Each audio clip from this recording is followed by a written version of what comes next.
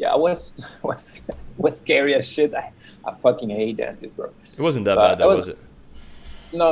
It was just in my head. It was completely okay. She filled one cavity and I have one carie.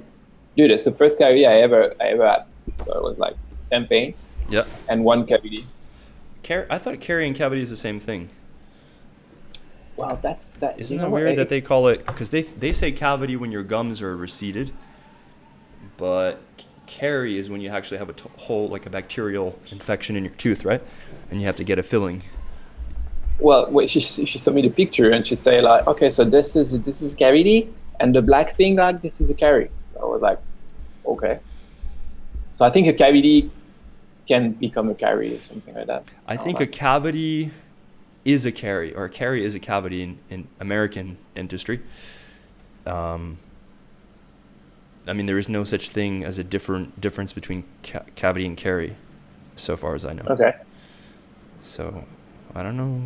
Well, she filled two fucking hole that Oh, I had really? in my yeah. I have two stuff to be filled Did she and use she cleaned. mercury or did she use amalgam? Like, Oh fuck no, bro. no No. mercury, right? No. I asked for the expensive shit. The Like composite, the yeah. yeah. I think when you're Farang, they don't even. I mean, except if you ask, they're probably going to use that as Of course, everywhere. yeah. So yeah, no, that's okay. It cost me 3,900. Yeah, 4,000. 4,000 Ah, bro, for the original. that's hella cheap, actually. Yeah. Well, it had to be done anyway, and I want to end up in fucking Colombia with whatever. So Yeah, some girl's gonna be looking at your teeth. Oh, do you have a carie? I cannot dare you. cannot get you, man. No. So funny. We're to gonna be watch doing you. that forever, bro. Oh, especially you, right? We've just been in You're the Thailand so one. long. Yeah, but you the one that was dating a Tiger, so it's get deep in you. I don't know what you're talking about, nah. Nah. So today we're gonna talk about the company that you keep. The company that you keep. So Yeah. people that Oh, were. we're not talking about like company like a business company. No. Like, Talking about people company. So hell yeah. yeah, and we got on that topic when Josh was in town last week, and I was driving him to the airport, and we got caught in this big freaking rainstorm. It was fun, actually. And we were saying how when he came down, it was really good for both of us, wasn't it? Kind of just getting that third person with a different business perspective and just a different energy and a different way of thinking and stuff really energized me, I think, and you as well. Did you Hell yeah. feel that? Yeah. Oh, completely. Oh yeah, I agree for sure. Well, like you were saying, after a while, everything become like a routine. Yeah. That's the French accent. But yeah, so you get used to the other, and you Start have taking your me for own. granted, bro. You know what you have yeah, until it's it's gone, nah. it's like your brain sync, and yeah, and you take that for the natural state of thing, and you just go on. Yeah. And I mean, it's not. I don't say that as it's like a bad thing, No, right? it is what it It's better. is. Yeah, exactly. But yeah, for sure, when someone from the exterior just show up and get into your routine stuff, Hmm. damn, yeah, man, that's pretty good for sure. It was really cool to have Josh here, actually. Yeah, because also depends who it is. Oh yeah, for sure. Yeah, well, we the three of us are like entrepreneurs, so True. And we're pretty the three of cool, us are cool yeah, mofos, if I do say so myself. fucking awesome. So yeah, for sure. Like you put three entrepreneur in a room or in a restaurant, an Italian restaurant table, and well, what happened? What happened? Yeah. You start talking business. Among other things. Your camera is so much better than mine. I can see every detail of your face, but mine is all dark. Yeah, but it's okay. So we don't see that how ugly you are. No problem. You have an option on Zoom to make you look better. Really? Where is that? It's the magic button, right? I don't know, Video settings, I guess. yeah, you go video and you have like Just make it lighter, basically. touch Turn the touch up brightness my up. appearance, Oh, touch up my Like, appearance. Okay, let's see. yeah. Uh, Oh, it's not going it to doesn't do really much do for much, you. does it? For Nah. me, like, look at this. What? It just makes you look smooth, bro. Yeah, it's like completely. Could be like a promo. Hello there. Okay. Anyway, Yeah. Anyway, you know, it's the weird people. because I'm sorry. Go ahead. No, no, no. I was about to repeat the subject and go on. Well, what I was fixing to say is that in during my lunch just now that I had with my buddy Russ, who I haven't seen in a while, who is a really cool guy, really nice guy, really successful entrepreneur, and such a pleasure to reconnect with a friend who's not only a friend but a really cool person, you know, that rubs off on you. And just seeing all of the stuff that he's doing in his business is really inspiring. I mean, he's way ahead of where I am, way ahead of us, basically. Hmm. What is And he doing? he's doing a lot of stuff. He's doing Amazon FBA. He's got a supplements company. He sold a startup.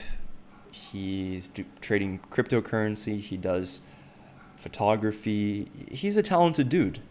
And I Hmm. don't know how he manages all of those projects. I think I asked him, I said, how do you manage all that stuff? He says, well, basically, I'm one step away from a nervous breakdown at any moment.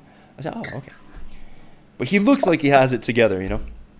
Uh, And we were talking about a mutual acquaintance of ours, and you know this story, but we got into the same conversation that we're talking about now. hmm. And I did business with this individual against my better judgment because it started innocently, and I knew this guy as an acquaintance. We had hung out a few times. He seemed like a nice enough guy, but I always felt a little bit uneasy around him. Like I felt that he wasn't somehow an honest person or trustworthy. Actually, in fact, I know that he wasn't because he told me of the kinds of things that he did to make the money that he made. He did a lot of unethical kind of stuff, just a lot of fake supplement type Facebook advertising, buying accounts, that kind of stuff. Unethical things, basically. Hmm. Whatever. I'm not going to judge. You know, you do what you do. It's your business.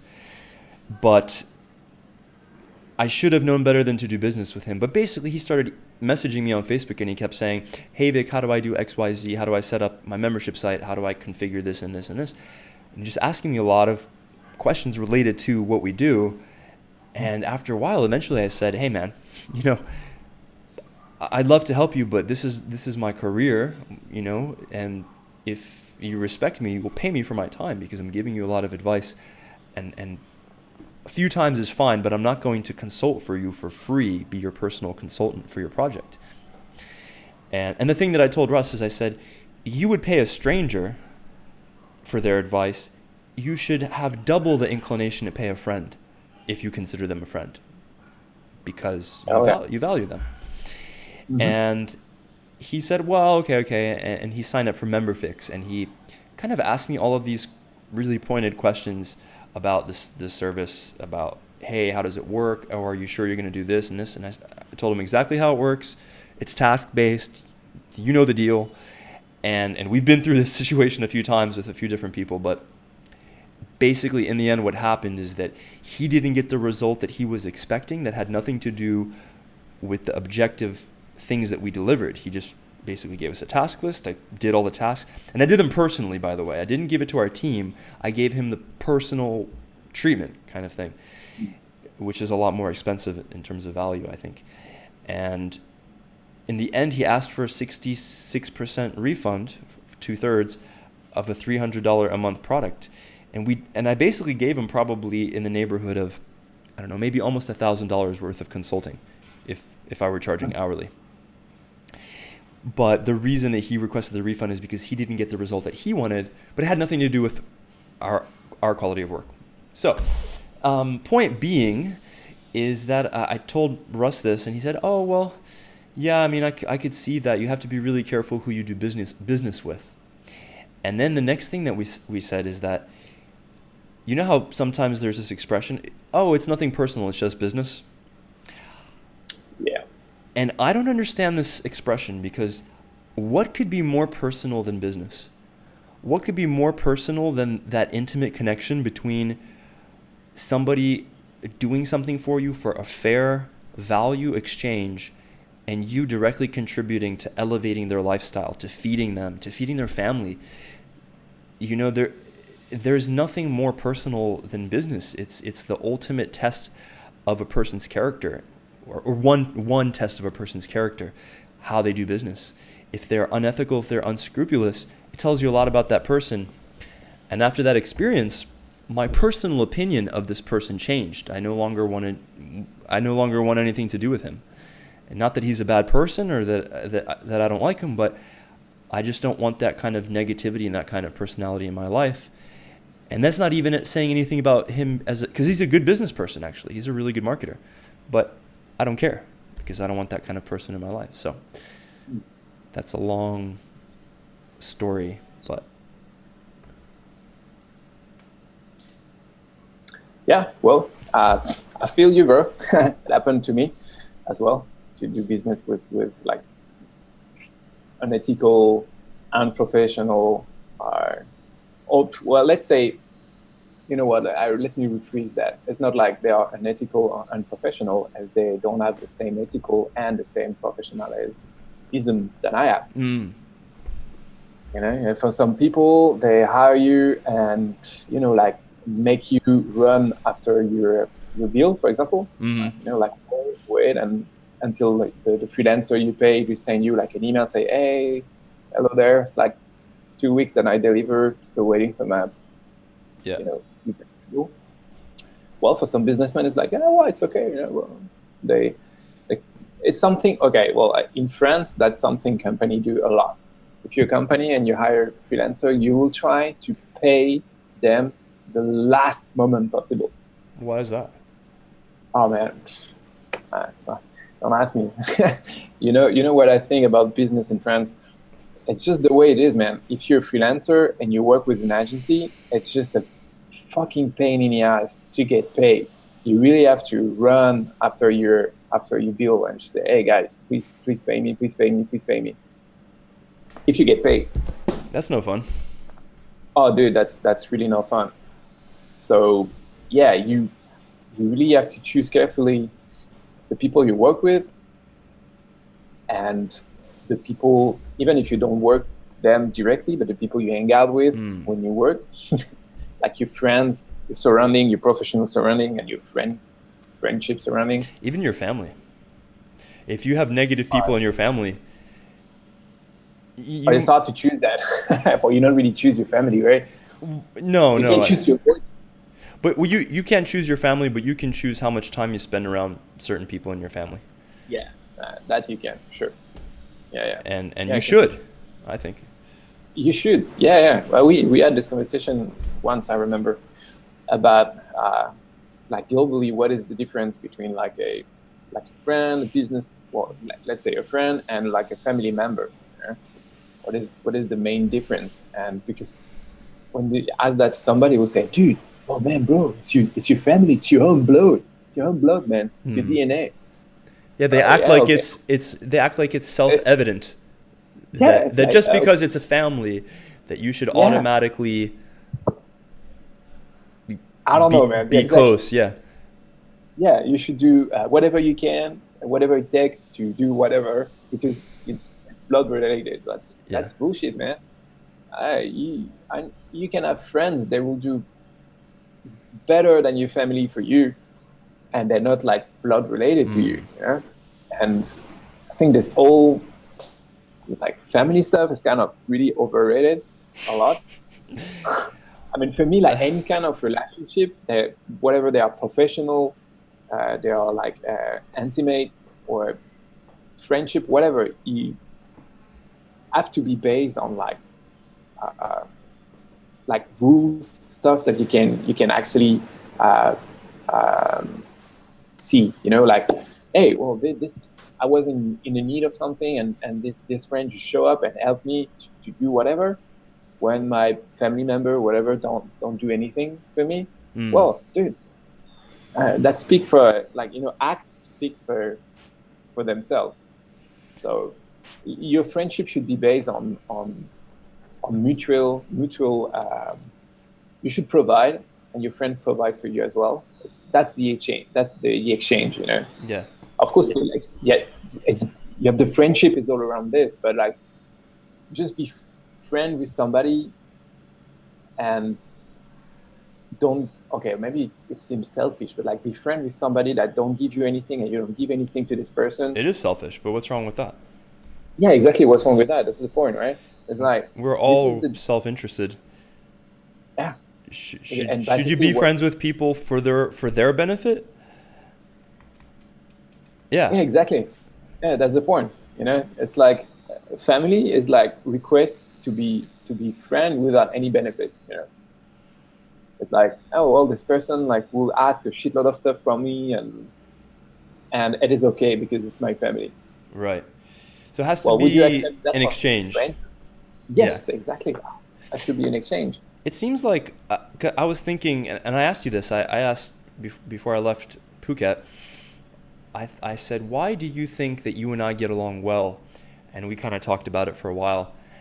And the realization that I just had was a friendship, like the kind that you and I have, the reason that we can do business together is because the friendship is the embodiment of the kinds of values that we share. And there's sort of an unspoken thing, like a chemistry, because I mean, everyone's quite different, even if they share some values and ethics and stuff. But I think fundamentally, the fact that we're honest people, that we really try to do an honest day's work, that we don't go around screwing people, that we try to treat people the way that we want to be treated, and that's our philosophy of life, so that when we went into business together, we've never had any business problems. We've never had a single problem that I can recall. I don't even think we've ever had a serious argument. I mean, we bicker, right, like a married couple sometimes, but that's any that's any partnership of a long-term nature. And I think that's because we share a similar value structure, which is based on honesty, freedom, non-interference in people's lives, choice, optionality. We're libertarian, bro. In a sense, we're business libertarians. Well, I think libertarian in general. I mean, for me. Yeah, I would classify myself as a classical libertarian, not one of these new age pot smoking libertarians, but it's a different can of worms. Well, yeah, I definitely agree with that. Because, sharing the same value is definitely like a big piece of it. And I will say that it's quite rare, right? Because, well, I'm like 37, so I met a lot of people. I travel a lot. Well, you don't get to find that kind of connection so often, in business and like that kind of. Nah, it's not super, pretty rare, I would say. Yeah, I would agree. I would say you and Josh, and and it's funny too, because with you, we started out friends and then we wound up working together because we felt comfortable doing it. With Josh, it was the same thing. I met Josh through a mutual friend of ours who, strangely enough, wound up screwing him and trying to steal a bunch of his business, and he had to take legal action against him. But he introduced us, and Josh and I just really got along really well. And then on the basis of that understanding that we're the same type of person, we're the same, cut from the same cloth, let's say, in terms of our moral, ethical kind of constitution, then it was very natural for us to go into business together. And I did some consulting with him. He's helped me out with some stuff. And we never had any issues. Never.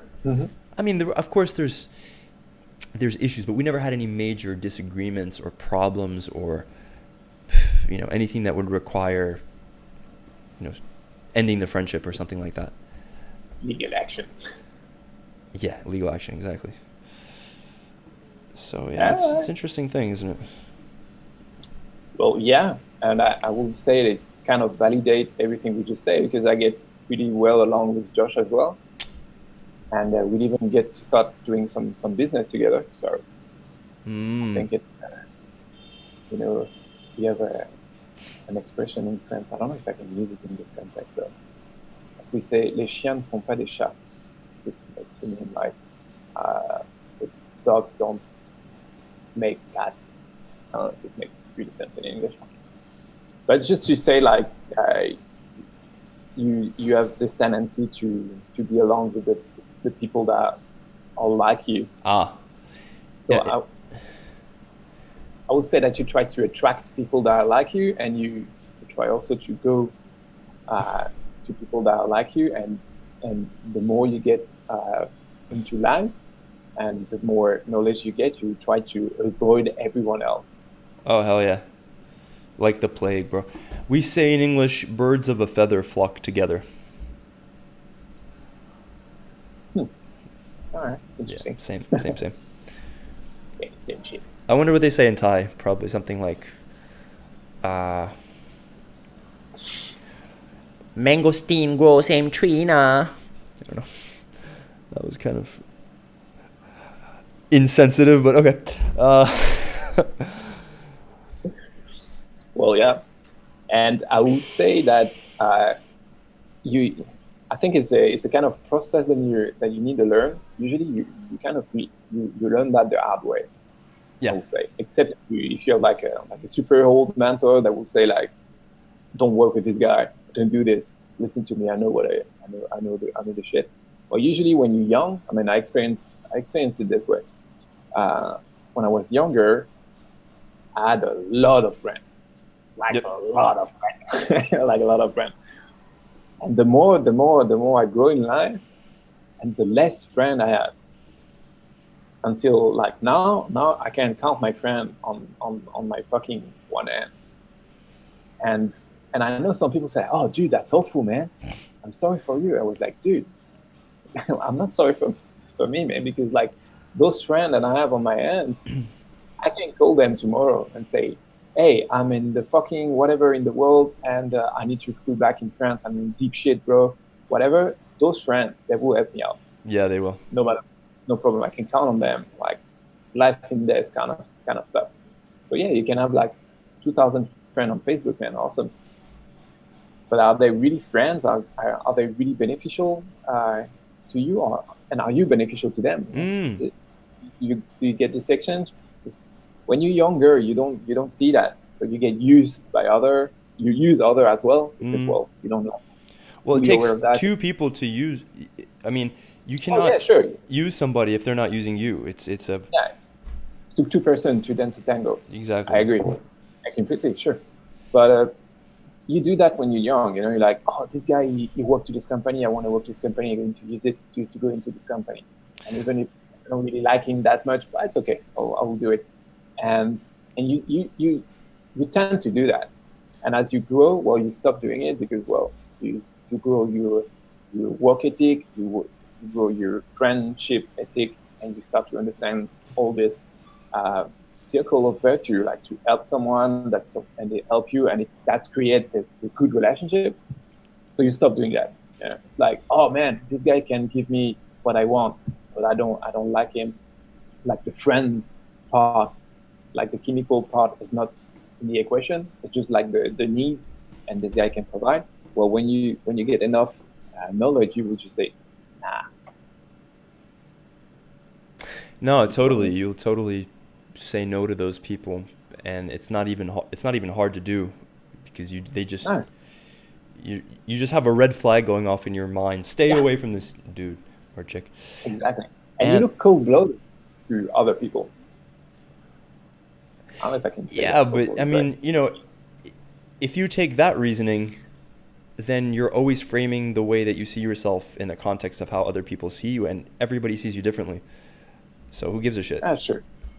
No, I agree, but it's just like, you know, on the general level, like I will completely like during like a social event, if someone is really like bother me, I don't like this person, I don't just I don't want to connect with this person, Mm-hmm. and this person just come to my inner circle and just start talk to me, I will definitely say, "Bro, just you know what? I don't want to talk with you, man. I no art stuff, whatever. I just you do your stuff, I do my stuff." I will definitely say something like that to end the conversation. I don't want to talk with you. You know, Yeah. I don't. I'm not interested in whatever you have to say, politely and everything. But it's okay. I don't need more friends. Go talk to someone else. Yeah. And I would definitely say that in a fucking social event. And if you do that, like the general vision, the general point of view, other people is like, oh man, oh this guy is pretty cool. Yeah. Well, yeah, Well, but you know what? That's their problem because they have the wrong idea. oh yeah, It's not your problem that you oh, are selective about who you let into your life. That's how it should be. It shouldn't be the way that it's generally considered to be, that you should just allow anybody. No, that's ridiculous, bro. yeah, sure. So I take your side. And you got me thinking another thing I was talking about with my buddy Russ today. I would really love for you to meet this guy. He's a cool motherfucker. But we were talking about this article that I read about this guy who worked with the CEO of LinkedIn, and he was, I don't know, he was his assistant, like his personal assistant or something, I think. And he worked with him for a long time, and he saw the way that and LinkedIn is a huge company, so this guy, he clearly knows what he's doing. And the interesting thing, because you don't always get to choose who you interact with. Sometimes you have to deal with people you don't want to deal with. And the way that this CEO dealt with it, I forget his name, some kind of Jewish name, he said, okay, this guy in this moment is a jerk. Let me see how much productive conversation or forward movement I can get out of this interaction, and just take a meditative sort of approach, a detached, if you're talking in Jocko language, detachment. Then, okay, well, you have to deal with this person, so you deal with them as productively as possible, as politely as possible. And then tomorrow, however that person impressed you the day before, you start over again. You say, well, that was yesterday. It has nothing, even today, you could be a jerk because maybe you got 4 hours of sleep, you had a fight with your girlfriend, one of your customers quit, you're just in a shit mood, and you, for whatever reason, you snap at somebody. I remember I went to this tournament in Bangkok with my buddy Ivan and his son, Yarik, the Russian guys, yeah? And we're at this tournament, and I had a match with this Thai guy who beat me, and he beat me in a really annoying way. He did a foot sweep, took me down, got 2 points, and then he stalled in my half guard for a while, and I tried to choke him. I went for a submission. I got an advantage, but I couldn't get it, and he passed my guard, and he just kind of stood there, knee on belly for a little while. He never even tried a submission. He just stalled, man. It was just such a obnoxious way to win, and he wasn't better than me, and I was like, oh man, I could have beaten this guy. I just did the wrong thing. I didn't play my game. I went into his game, and then after the match, I was just so mad at myself, bro. What? Just there. I can see Eric just there. Oh man. You stole it, bro. Oh man. Oh, I want to fight that guy again. But after that match, Ivan's son, he's like, hey Vic, do you need some water? He's just talking to me. He's this young kid, so he's just full of energy, and he's just like, hey Vic, do you want some water? Hey, can I massage your arms? And I just snapped him, and I was like, could you just please leave me alone? And in Russian it sounded kind of harsher. And he's like, Anything you say in Russian sounds really hard. and he just kind of walked away. And then after the event, because I actually did good, I got a silver and a gold. And after the event, I said, Yadik, listen, I'm sorry I yelled at you earlier. He's like, no, it's okay. I know you were just mad because you lost in that first match. And he was just totally fine about it. And so was Ivan, because I was kind of just pissed in general. I was just like, I was just so angry. I was just walking around, like stomping around. People were like, who's this guy? But it was all forgiven because they understood the context and stuff. And it doesn't mean that that's who you are all the time. So there's that aspect as well, that people are dynamic systems, and people have their moments, good and bad, and you just That's what it is. Yeah. So basically, you'll say that you can't really judge somebody else like on the first sight kind of stuff. I mean, you have to make a difference between like judging somebody based on your knowledge, on your what you know about this person, and what your gut say. Yeah? And I would say I have a Right. pretty good gut system, and when I don't feel someone, usually it's an asshole, and I'm right about not feeling it pretty good. Mm-hmm. So Same here. yeah, it's a different. You need to learn how to make like you met somebody for the first time, and your gut say this guy is an asshole, and met somebody for the first time, and your gut say nothing, but you're just like, oh man, this guy look like an asshole. Yeah. Different type of stuff. And you know, it's weird too, because sometimes you'll meet somebody that you never met before, and you have no opinion of them yet, but you see them feeling that way about you. Have you ever gotten that? I remember, I don't want to divulge any details, but I met a person who was a friend of a friend, let's say. It was a girl, and maybe this person said something about me, who knows, or they maybe already had some preconceived notion about me that somebody said, because people talk, like high school in the gym and stuff. Oh yeah. And I just got it immediately when I met this person. They were really kind of standoffish and kind of had an attitude towards me, and I didn't know this person, and I thought, why are they so rude to me and stuff? Maybe they got that feeling about me, and so it goes both ways, right? Yeah. And yeah, I don't know. It is what it is. Well, yeah, like you were saying, like I remember that you told me that first impression are really hard to get rid of. That's for sure. Well, that sucks, man, because if you're on a bad day and you give a bad impression, that absolutely not show who you are, but just like who you were at this time. But you won't come back And from that. you know what? Well, that's the thing, man. You know what? I see that as a filter for smart people, or for people with enough knowledge to make a difference. Because I know that now at my age, I will not like instantly judge someone on the first impression and just stick to it. Yeah. And because I have this knowledge, So I would say, like, if I met someone on a bad day, and for whatever reason this person is like, oh my god, this Leslie dude is a fucking asshole, I hate him, Yeah. and just stick to it. Well, it's a natural filter. Well, this guy obviously is not like the kind of person I want to be around. Someone I want to be around, they will think the same way that I will think. Like, well, maybe it's just like a bad day. And Yeah. don't just put like a complete judgment on another person based on just one time. I would say you're probably in the 0.0101 whatever minority of people who have the capacity to abstract from their emotions, because because the first impression is an emotional thing, that if somebody makes a poor first impression, it's very hard for you to see them in a different light unless you have that experience and you have that ability to make an abstraction basically, and say, okay, well, I know that this was just one moment. Let me get more data. Let me get more information about this person.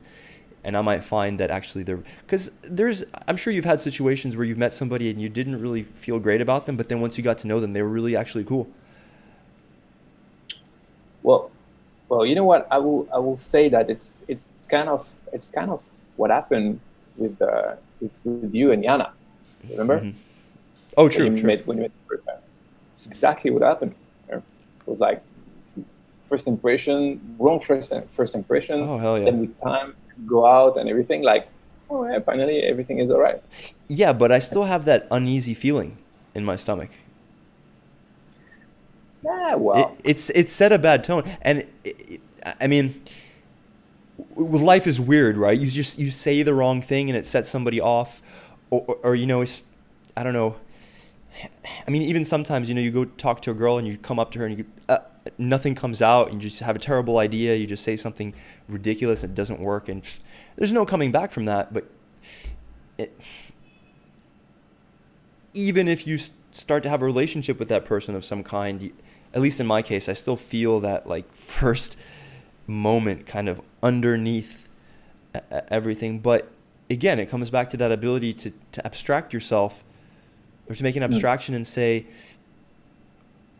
out of 1,000 instances, we started on one bad one, and maybe the majority of the other instances are positive, and they have been, in fact. So you've got to be mature about it and not just hold a grudge based on unlimited data, because you would never do that in the business world. You would never look at your statistics for one day and say, oh, holy shit, all of my traffic is coming from Facebook, so I should focus all of my energy on Facebook. And then you saw that for some reason your post got reposted somewhere, and that's why you got all that traffic. But for the rest of the month, it was all organic, and you forget about the thing that's working, because you got to get enough data to make informed decisions. That's how intelligent people do it anyway.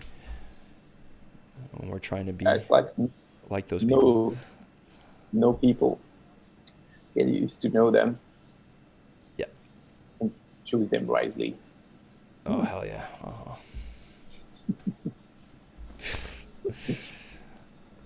I agree with that. I wonder how it will interact with the last conversation we have. We were talking about like mentor and how mentor, they're like kind of important in business. Mm-hmm. You want like move forward. Think how you integrate all this with mentor, because it works the same way. You need to have this same kind of feeling, and there can be a hassle as well. Your gut can say like, oh no man, this guy is a fucking hassle. True. Like, yeah, an hassle that costs like $500 an hour. Yeah, because there's just so many successful people who you would want nothing to do with them. Hell yeah. Yeah. I mean, would you want to learn how to be successful from like Tucker Max? He's successful. Do you want him I mean, who knows? Maybe he's a cool guy, because there's the avatar that people put on the internet, and then there's the real you that your friends see, right? And yeah. But let's for the sake of argument, let's say that Tucker Max really is as big of a jerk as he portrays himself in his books and stuff, which are hilarious, by the way. Then I wouldn't want to learn how to be successful from him. Not because he couldn't teach me, but because you don't want to surround yourself with that kind of energy. You want, and at the same time, you have to be careful not to enter an echo chamber of people who just repeat the same ideas and like parrots and never challenge you. Your friends have to challenge you. For sure. Yeah. No, I think it's part of the good relationship. Is that you have to surround yourself with people that are smarter than you, and mostly people that are not going to fucking agree on everything you say. Like, oh yeah, man, that's the best idea ever. All the time. Yeah, sure. Yeah, in fact, everything that you just said is bullshit. Yeah, exactly. That's why you actually flew to Vietnam. You just get away. Yeah, but here we are again. I can deal with it. Yeah, well, that's true. And I think the next podcast, maybe I will be in Bangkok. The next one I will be in France. I will be in France. You will be in Japan. No, you'll still be in Vietnam. No, I'm here for 3 more weeks. I will be in France. You will be in Japan. Then after that, I will be in Spain, and you will be in the States. Then we will be both in Colombia. Yeah, hopefully. Oh, such a traveler. Yeah. Yeah, and it's interesting too, because when we get to Colombia, we've got to sort of figure out a peer group or some people to. I mean, we don't have to, go out and be super social, but you want to see if there's some cool people that you can meet and stuff. Well, I think first we will go to Jiu-Jitsu as well. I think it's the first. True. That will be the first group that we integrate there. Yeah, we'll see, man. After business-wise, I don't know. For sure, that's big. I have a few friends that have been there in Medellin. You've been there. and they all tell me like the level of entrepreneur there is much higher than any level in Southeast Asia for sure. They're much more advanced. They're much more into online marketing stuff. The marketer, it's like the marketer, they're just in Colombia, and the bootstrapper, they're in Thailand. I have to say though that Russ was telling me about some of his acquaintances here, and there's some people doing big numbers here. Now, big numbers doesn't necessarily mean high level. I don't think, but right, that's not. Those are two different things, but yeah. Yeah, that's true. Yeah, no, for sure. Ho Chi Minh, it's pretty well known for having like a good structure of entrepreneur there. The DC guys, they're from there, right? Most of them they're in Ho Chi Minh.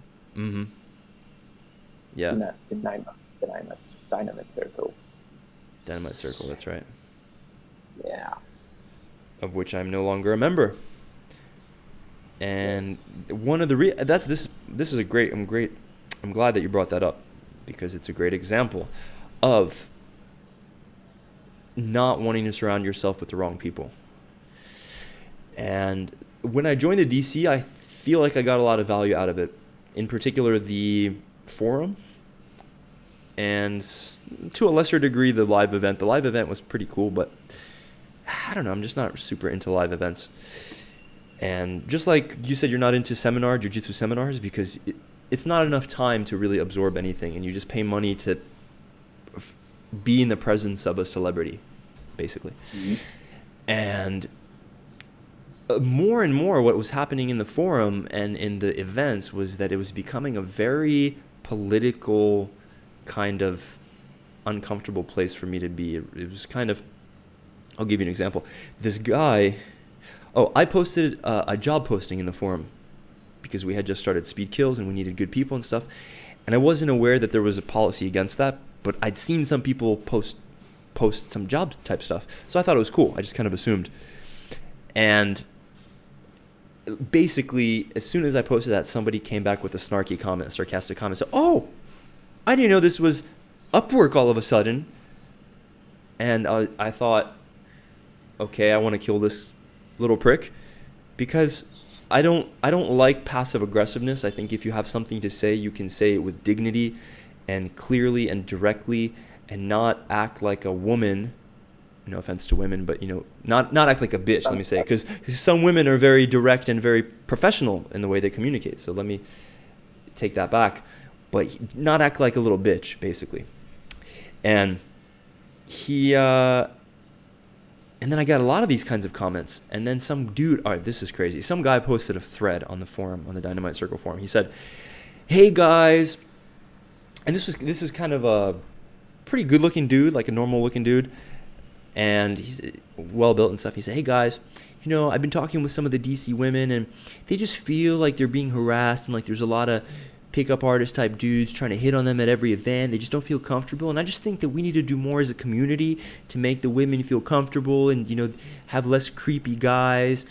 And basically the whole frame of what he was saying was that all these other guys, whoever they might be, they're not able to talk to these women, but I'm sort of coming in and defending them, so that means I'm cool. He's positioning himself as being he's being a white knight, basically. And I just thought it was the most transparent bullshit I've ever seen in my life, and I posted about it. I said, well, look, man, guys are going to hit on chicks, and this is a community of entrepreneurs and strong men and strong women, and if you're a strong woman and a guy's hitting on you and you don't like it, you just tell him, "Hey, leave me the fuck alone," or whatever it is. And some women, they replied, they said the same thing. They say, "Hey, I can take care of myself. I don't need a third party to come in from above and moderate my interactions. No, I could fucking handle myself." And it got blown way out of proportion. It was just this huge thread, and then it got closed eventually. And it said, "Yeah." So I left. And I said, I don't want to be part of this community. They just sound like a bunch of whiny little bitches. And I'm here for business. I'm not here for this political garbage. You know, don't post about that. Post about how post a case study about how you did XYZ and got Facebook traffic. You know what I'm saying? Like, so I said no Yeah. more of these people. And that's what it Oh, was. oh yeah, man. I completely agree with that. It's pretty hard to apply this whole selection and get stuff online because you don't get to see people, so it's pretty hard. I get kind of the same stuff before, as I know that we were planning to go to Colombia. I signed up for like an expat group, like the expat group. There's like one or two expat group on Facebook about living in Medellin when you're in Colombia. Apparently, we live in Medellin, and I signed up there. And at the time, I was looking for information on how to get a visa when you're from Ukraine. Okay. There's no embassy here. Ukraine and Colombia have no business partnership whatsoever. Right. So it's pretty hard. So I just sign up and just say, hello guys, plan to come in Colombia pretty soon. And I look for information about how to get a visa and everything. Oh yeah, I know what you're going to say. I write a few times Colombia in my post, and one time I write Colombia with a U, not with the O. So it was looking like the district of Colombia in the States, and not like Colombia. And of course, the first comment that I get was like useful. It's a dude living there for a few years and say, you can go to Quito in Ecuador. Ecuador, and it's pretty chill there to get visa and stuff. I start a conversation with them, but all the next comments were like, "Oh, dude, if you want to go to the district of Colombia, not sure you need a visa." Blah blah. Oh, no. It's like, and other were like commenting to this comment.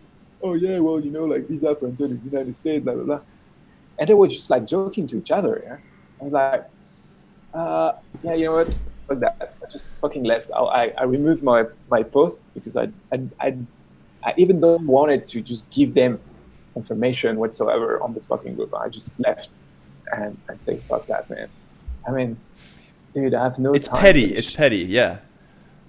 And it's so fucking useless, fucking useless. If you really like a fucking grammar Nazi, like a real one, and you really want this person to just like correct this send a fucking direct message. Hey bro, I'm really into grammar, and Colombia is actually with the O.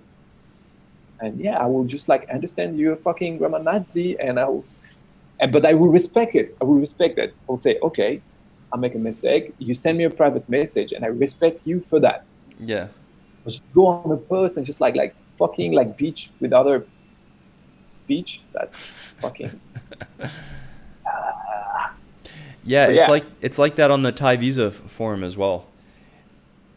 Which for people who've been living in Thailand and stuff, it's sort of the most useful. It's the Thailand expat forum for information about visas, immigration, blah blah blah, that kind of stuff.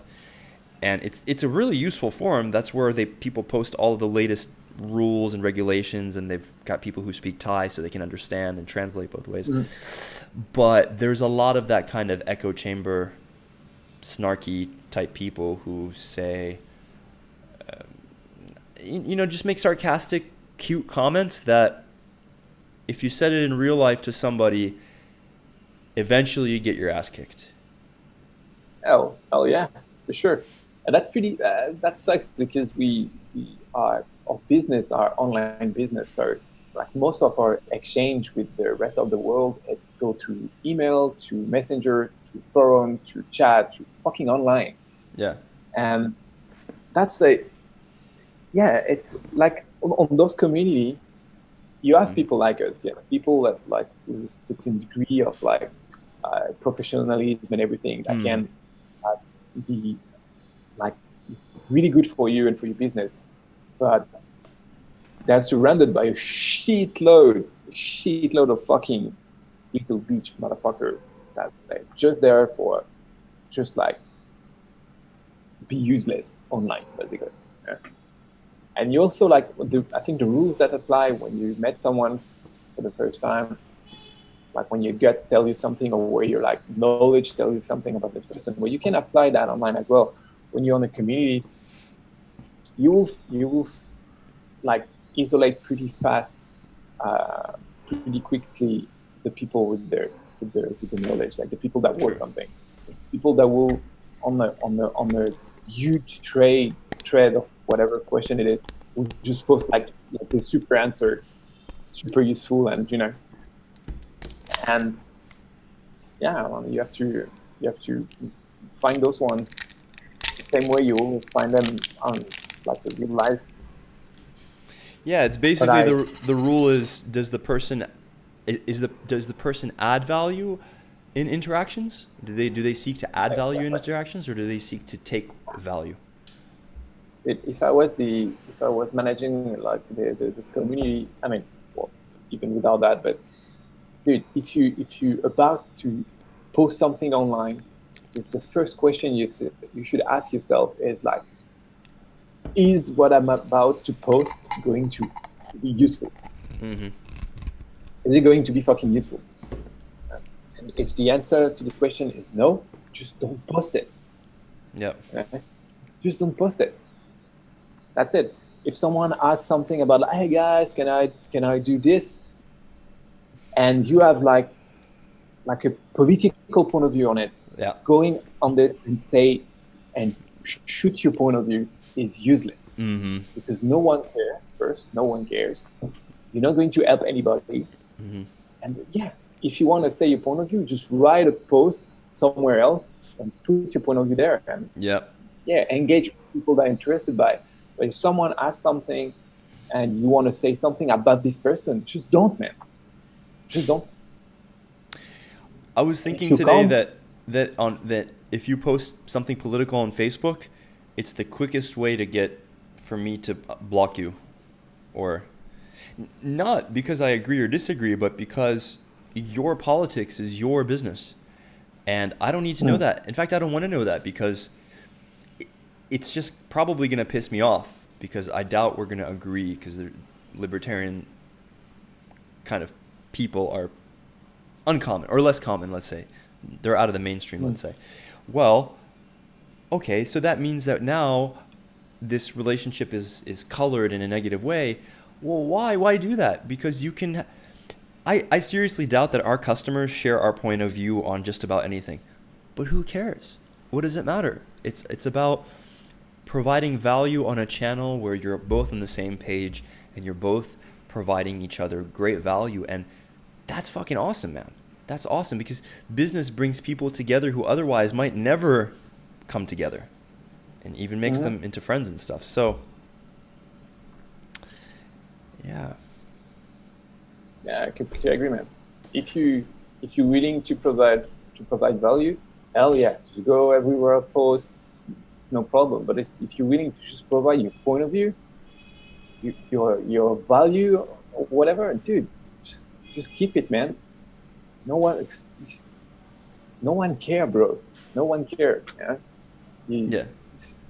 Someone posts a question on a forum and about whatever, and someone just show up and say, "Oh yeah, this guy is an asshole. He's a pickup artist." Like, dude, well, like the question is completely unrelated to that. Right. Man, I hate those people. All this like, fuck it. The ad hominem stuff. Right, because Yeah, you want useful, you will be gone. That's my rule. Well, what Steve Jobs said is, he said and I don't know to what degree he practiced this, because I read his biography by Sir Walter Isaacson, and I don't think he really practiced this as much as he preached it, but it's a good concept, which is let the best ideas win. The best idea wins. So if you're debating stuff and you've got a company, you've got all these people, these different ideas, well, how do you can't do everything. You have to pick and choose. Well, how do you know what you're going to do? Well, you have to have discussions, you have to have arguments, and then you have to eventually say, you know what, this isn't my idea, but I think it's the best idea objectively, and well, that's what we should do. And it's nice when the best idea is your idea. And if you're a good leader, good CEO, a lot of good ideas should be coming from you. But then again, if you're running a company like Apple, especially in the early days, Steve Jobs went to great lengths to hire really, really talented people. I mean, he seduced I guess it was the CEO of Coca-Cola at the time. I think it was the CEO. Pepsi. What's that? PepsiCo. What was it, Pepsi? I think it was Coke, man. Was it Pepsi? Well, but anyway, it was one of the sugar water companies. Well, yeah. And he told the guy, he said, do you really want to sell sugar water for the rest of your life? And the guy, he had a way to convince people. Allegedly. Allegedly, yeah. No one knows exactly what he said, but yeah. But, well, man, if you were the CEO of Pepsi and somebody said that to you, I think it would probably hit you. Because how can you feel, whatever, but how can you feel good about selling Coke? It's just one of the worst things to ever happen to the health of human beings ever.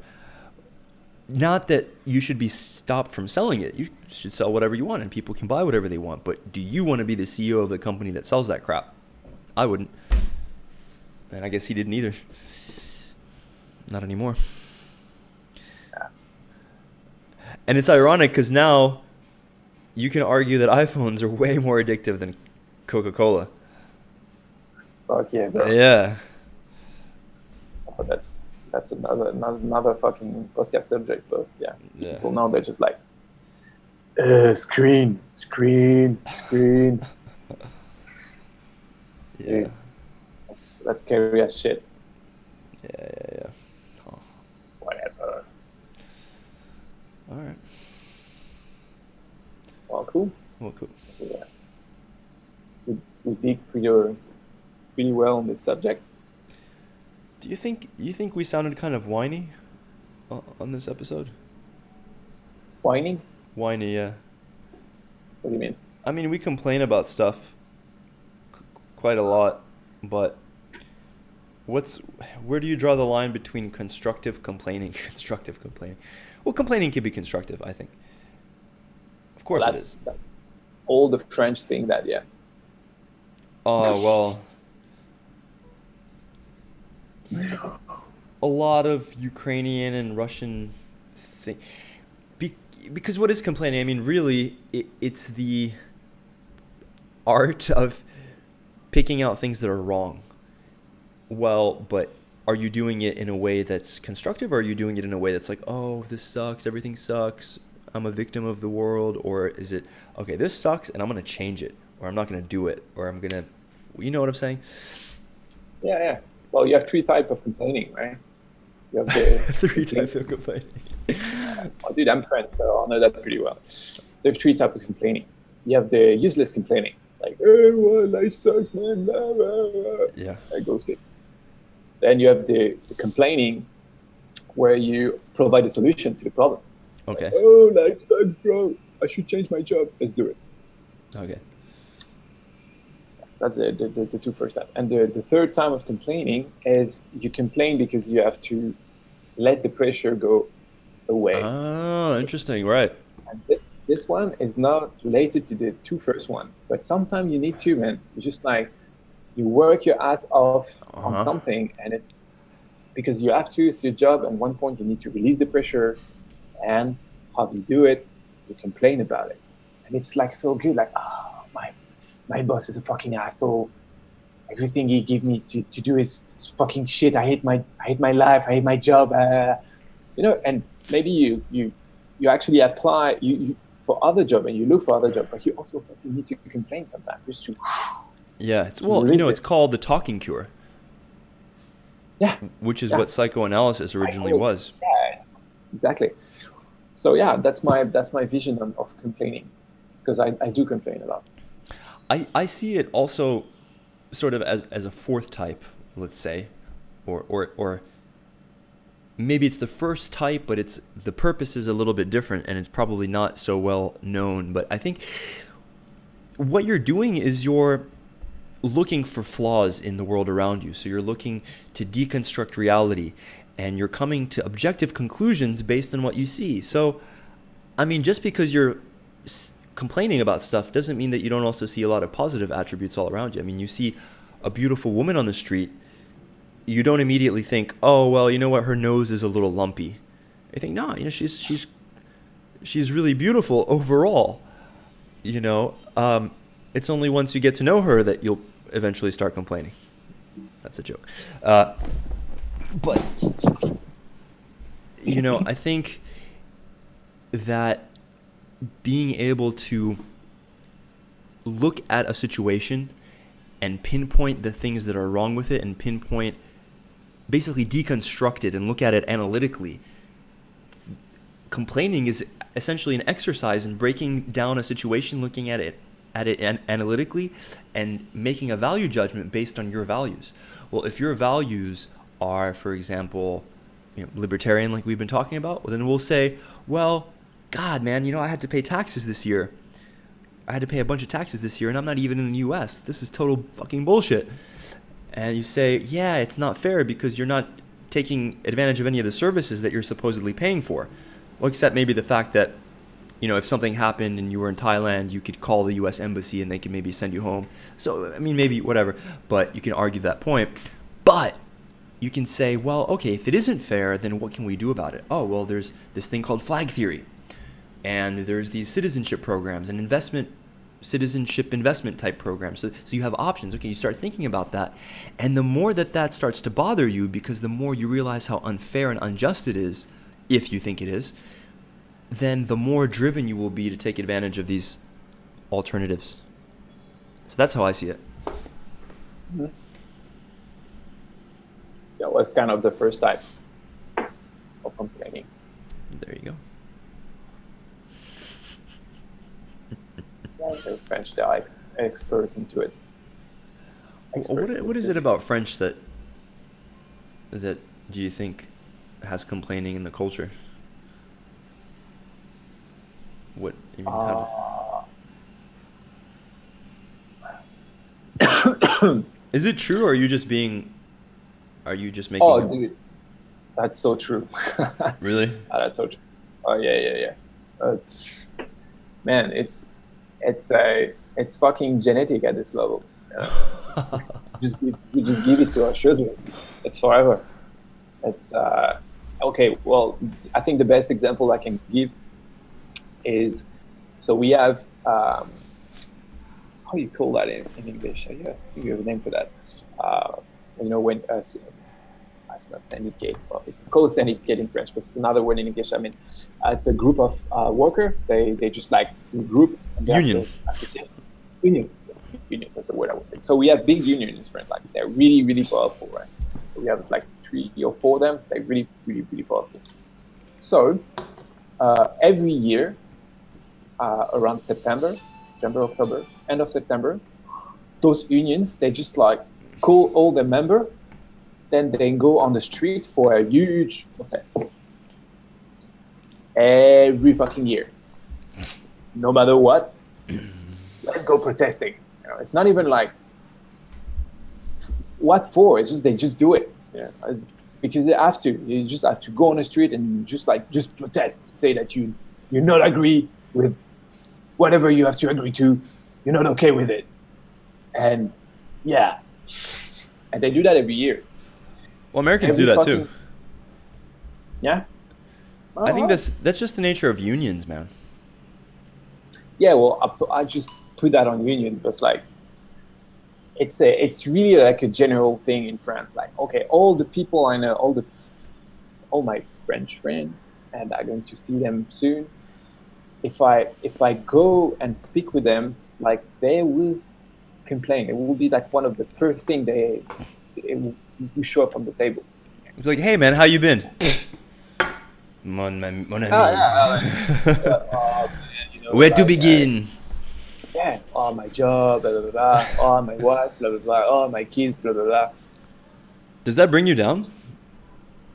Me? Oh, dude, I don't care. Well, like, if you start complaining about like stupid stuff, yeah, I was just like, yeah, okay, whatever. Okay, blah, blah, blah.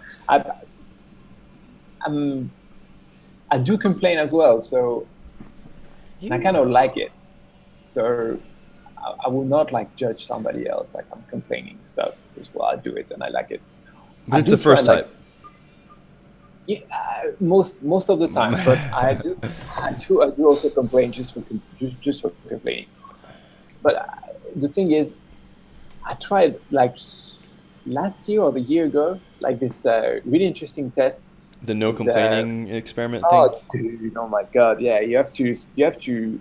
It's 20 days, 21 day, 22 Yeah. days. I don't know, it's a random number, and you have this bracelet that you put on your left arm, and Like, oh, this every fucking bracelet again.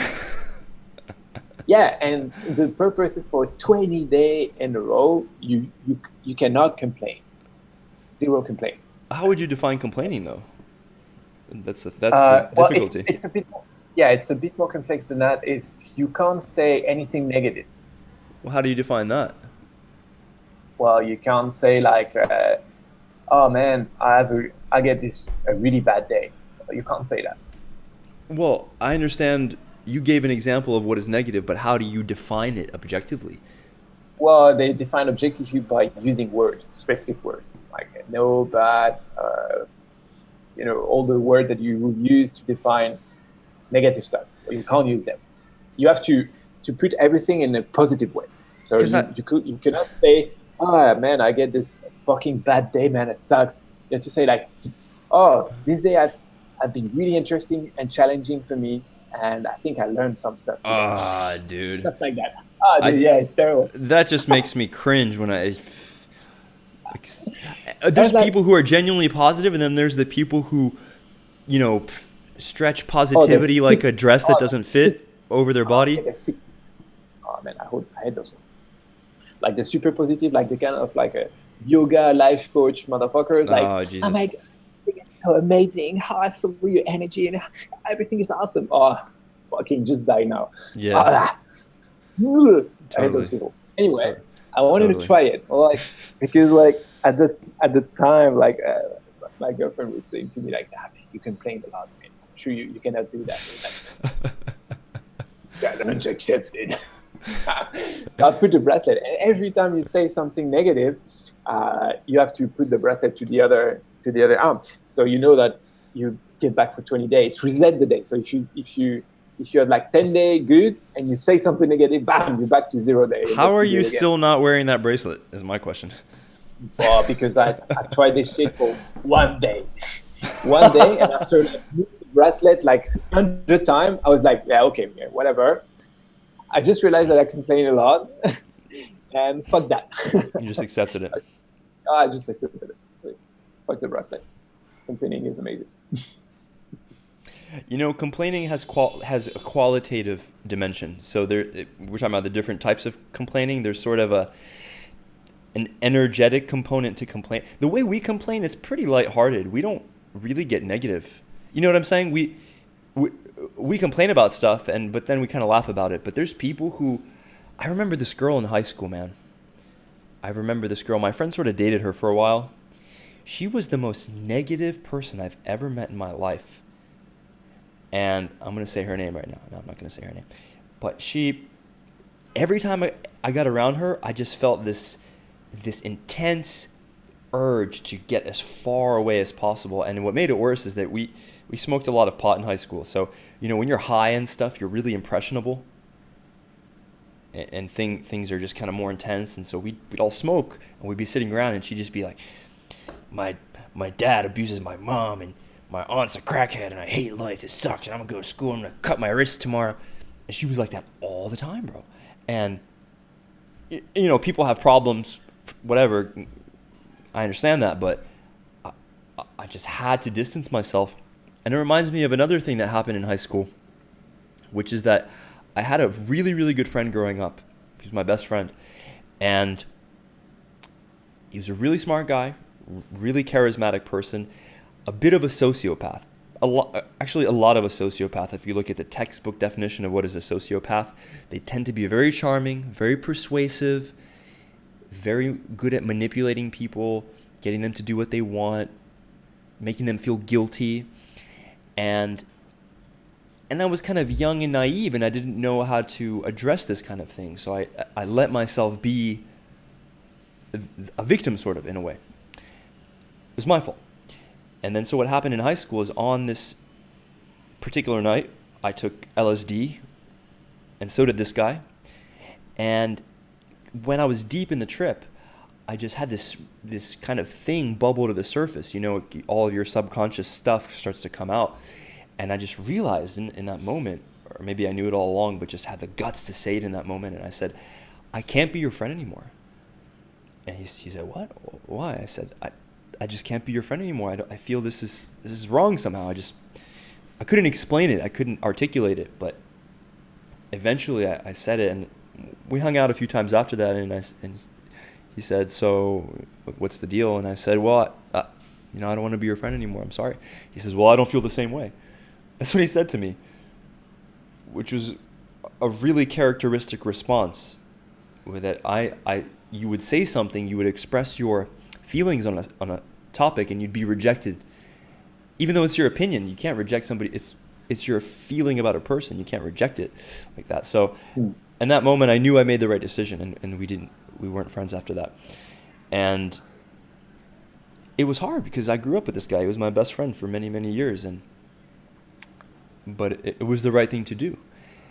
And you could argue that is a form of surrounding yourself with the right people, distancing yourself from the wrong people, and in a way complaining to yourself, saying, why do I feel so badly around this person?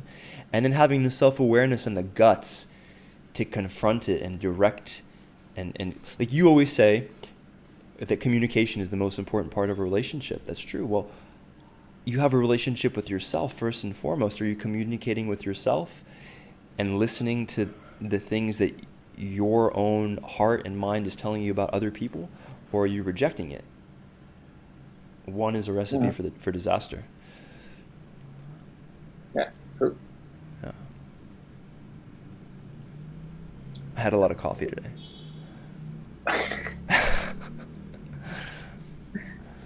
Oh, I don't get enough. I think I'm going to get one just after this podcast. Yeah. Some good coffee, man. This Vietnamese shit, puts hair on your chest. Yeah, that'd be eggs coffee. The what? The eggs coffee. Did you try this one? No, not yet.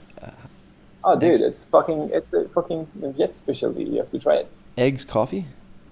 Yeah. Is it sweet? Yeah. Oh, they put sugar in there. Yeah, well, you can ask without sugar, but I think it's meant to be the way they prepare it. But it's going to be really sweet, right? Egg. It can be sweet. Yeah. But you have to try it anyway. If you can't be in Vietnam and don't have fucking egg. All right, I'll try it tomorrow. I'll try it tomorrow. Cool. Any closing thoughts? It's better to be alone than badly accompanied. How do you say that in English? In French, we say c'est mieux d'être. Comment on dit ça en français? Mieux vaut être seul que mal accompagné.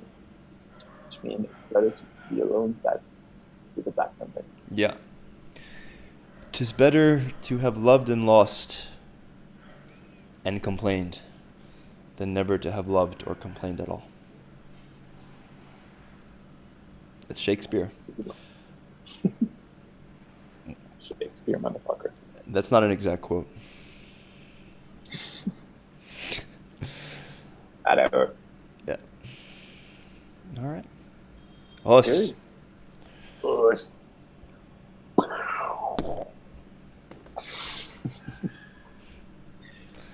Oh, well, enjoy your evening in Vietnam. Thank you, sir. I've got my Craigslist date coming up here. Yeah.